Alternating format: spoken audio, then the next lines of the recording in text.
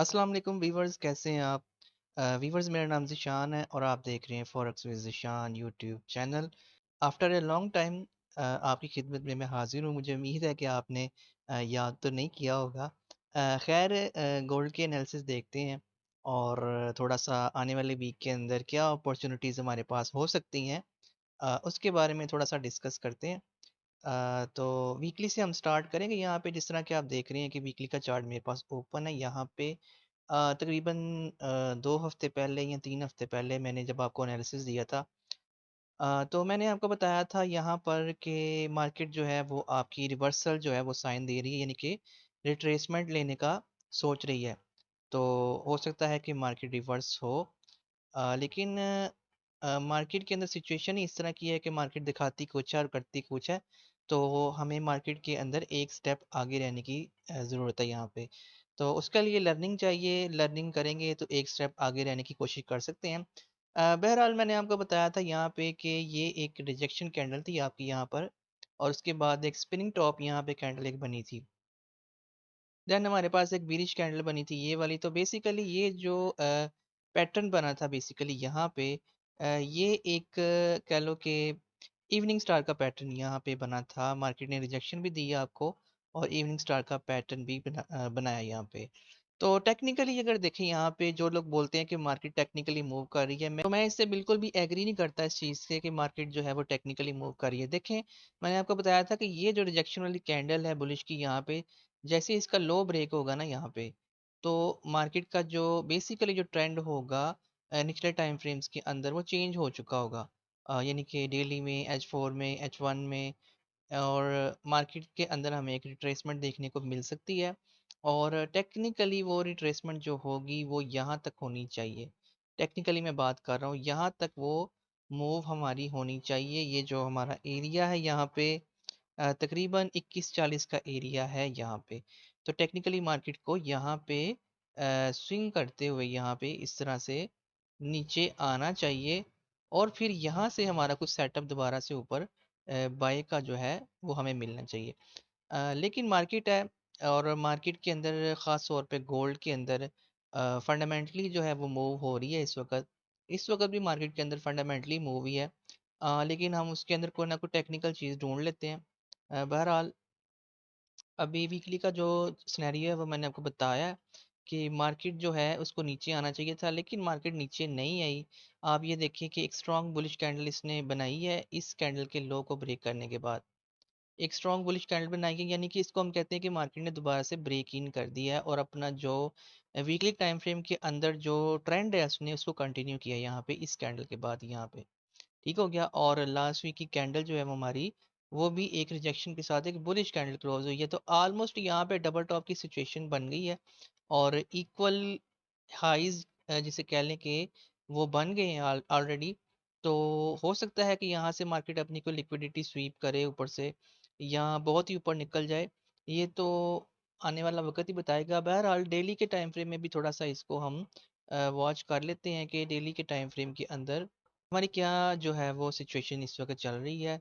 तो डेली का time frame निकालते हैं। यहाँ पे डेली का जो टाइम फ्रेम है आपका, बेसिकली देखें तो डेली का टाइम फ्रेम भी आपका बुलिश ही बता रहा है। यहाँ पे मैं आपको थोड़ी सी चीज़ बताता हूँ, जो कि समझने वाली चीज़ है। देखिए, जब मार्केट के अंदर फंडामेंटली मूव स्टार्ट हुई थी यहाँ पे, तो आप देखें कि इस एरिया से जब मार्केट ने अपना ब्रेक ऑफ स्ट्रक्चर यहाँ से किया था, तो टेक्निकली अगर आप देखें, जो लोग टेक्निकल्स की बात करते हैं, तो मार्केट को टेक्निकली तो यहाँ आना चाहिए था वापस। ठीक हो गया, इस एरिया तक तो आना चाहिए था, लेकिन मार्केट नहीं आई यहाँ पे। अच्छा, उसके बाद क्या हुआ जी यहाँ पे? यहाँ पे मार्केट ने कंसोलिडेशन स्टार्ट कर दी इस एरिया के अंदर कंसोलिडेशन स्टार्ट की है इसने। तो फिर इस मार्केट को ना टेक्निकली दोबारा से नीचे आना चाहिए था, रिट्रेसमेंट देनी चाहिए थी, और उसके बाद यहाँ से फिर कोई अपसाइड की मूव हमें देनी थी। लेकिन यहाँ पे ऐसा नहीं हुआ। आपके सामने है, मार्केट ने कंसोलिडेशन किया और ऊपर को ब्रेकआउट कर दिया। अब आप यहाँ पे देखें कि यहाँ पर भी मार्केट को टेक्निकली इस इम्बैलेंस को फिल करने के बाद, ये जो हमारा इम्बैलेंस है यहाँ पे, तो मार्केट को डाउन आना चाहिए था। और बेसिकली इसका जो डेली के टाइम फ्रेम के अंदर भी हमारा जो कह लो कि स्ट्रक्चर था वो शिफ्ट हो चुका था यहाँ पे। जिस तरह कि मैं आपको जूम करके दिखाता हूँ। ये देखिए, अगर आप स्ट्रक्चर को समझते हैं तो मार्केट ने ये एक लो बनाया यहाँ पे, ये एक हाई बनाया, ठीक है। और फिर यहाँ से इसका ब्रेकआउट भी किया, इनके ब्रेकअप स्ट्रक्चर भी यहाँ पे किया इसने, ठीक हो गया। तो इस एरिया से मार्केट को ऊपर निकलना नहीं चाहिए था। यहाँ पे इसने एक इवनिंग स्टार का पैटर्न भी दिया आपको यहाँ पे, और उसके बाद आप देखें कि मार्केट किस तरह से ऊपर निकल गई। तो बेसिकली ये एक फंडामेंटल मूव है यहाँ पे, क्योंकि वार है, वार के अंदर गोल्ड, आपको पता है कि गोल्ड जो है वो मैनिपुलेशन करता है, गोल्ड के अंदर मैनिपुलेशन बहुत ज़्यादा होती है। कमोडिटीज़ जो होती हैं वो हमेशा जो है ना उसके अंदर मैनिपुलेशन बहुत ज़्यादा होती है। करेंसी जो है अगर किसी ट्रेंड के अंदर चलती है तो वो एक अच्छा खासा फिर वो उसके अंदर ट्रेंड चलता है। लेकिन गोल्ड जो है वो बार बार जो है वो अपना ट्रेंड चेंज करता है, कभी बड़े टाइम फ्रेम में, कभी छोटे टाइम फ्रेम में।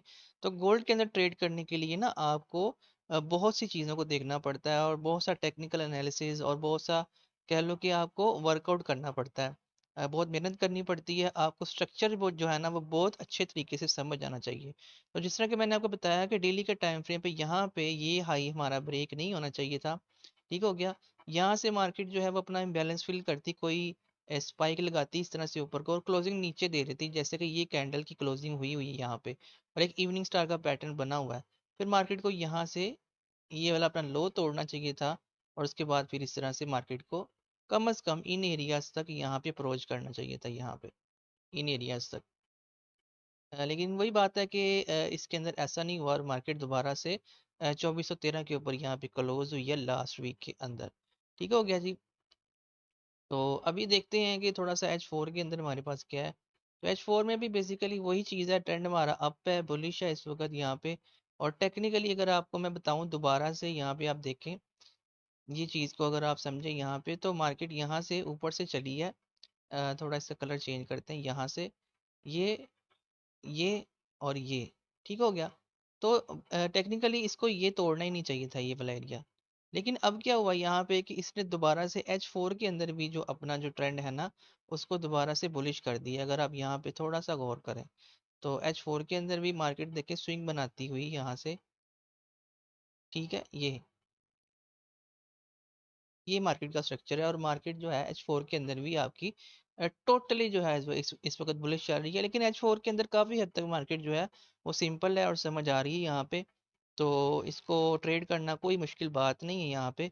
कोशिश करें कि मार्केट चाहे आपकी ट्रेंड चेंज भी कर दे, लेकिन जहाँ जहाँ से आपको मार्केट जो है ना एक डीप लगाए नीचे को, यानी कि एक डीप पुल बैक ले, तो वहाँ वहाँ से आप इसको बाय करने की कोशिश करें, क्योंकि ये मैनिपुलेशन करेगी, ये आपको सेल दिखाएगी और उसके बाद दोबारा से बाय में निकलेगी यहाँ से, ठीक हो गया। तो अगर हम मंडे की बात करें यहाँ पे कि मंडे के अंदर हमारे पास बाइंग अपॉर्चुनिटीज़ कौन सी हो सकती हैं, तो वो बहुत सिंपल है।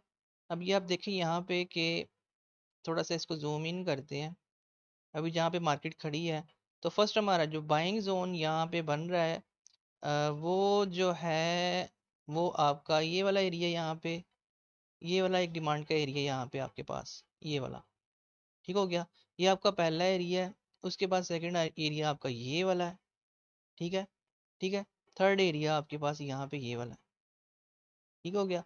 तो अगर मैं प्राइस एक्शन के ऊपर ट्रेड करता हूँ तो बेसिकली मार्केट अगर मुझे यहाँ पे मिलती है, प्राइस एक्शन हो या एसएमसी हो, या कोई भी मेथड आप ले लें, मैं आपको एक चीज़ क्लियर कर देता हूँ यहाँ पे कि प्राइस एक्शन जो है वो आपकी बेसिक ट्रेडिंग है, ठीक हो गया। इसके ऊपर जो भी आप लगाते हैं, एसएमसी लगा लें या और कोई भी एनालिसिस आप लगाते हैं, चाहे वो वॉल्यूम स्प्रेड एनालिसिस आप करते हैं या स्मार्ट मनी कॉन्सेप्ट को फॉलो करते हैं, तो ये बेसिकली स्ट्रेटजीज होती हैं, जिस तरह की मूविंग एवरेज की स्ट्रेटजी है, आरएसआई की स्ट्रेटजी है, ठीक हो गया। तो ये कोई ट्रेडिंग कह लो कि ये कोई मेथड नहीं है, बेसिकली जो मेथड है ट्रेडिंग का वो प्राइस एक्शन ही है, मार्केट का स्ट्रक्चर ही है।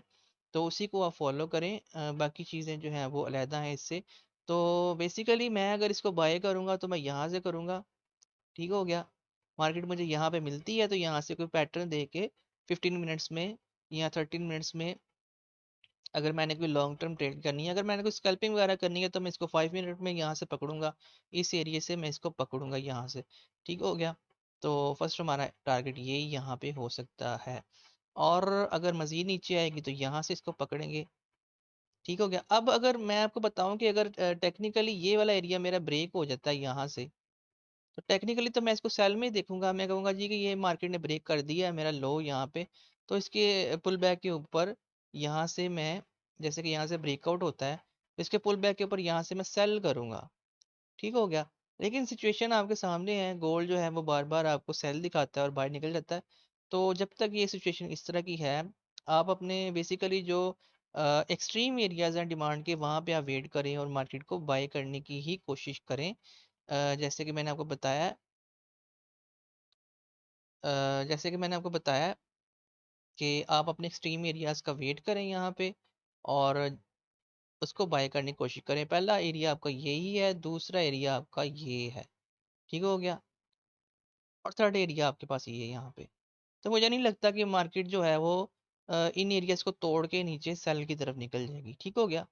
जी, तो ऊपर हमारे पास अभी कोई एरियाज इस तरह की अवेलेबल नहीं है, तो फर्स्ट टारगेट आपका यही होगा, और उसके बाद जिस तरह आपका स्ट्रक्चर ब्रेक होता जाएगा, आप अपनी ट्रेड को मैनेज करेंगे। सेकंड एरिया आपका जो हो सकता है वो आपका 2450 का एरिया यहाँ पे हो सकता है, और थर्ड एरिया आपका 2500 का एरिया यहाँ पे हो सकता है, जो कि आपको मैं अभी बता रहा हूँ। इसको आप नोट कर लीजिएगा। तो आई होप सो कि आपको एनालिसिस ज़रूर समझ आए होंगे।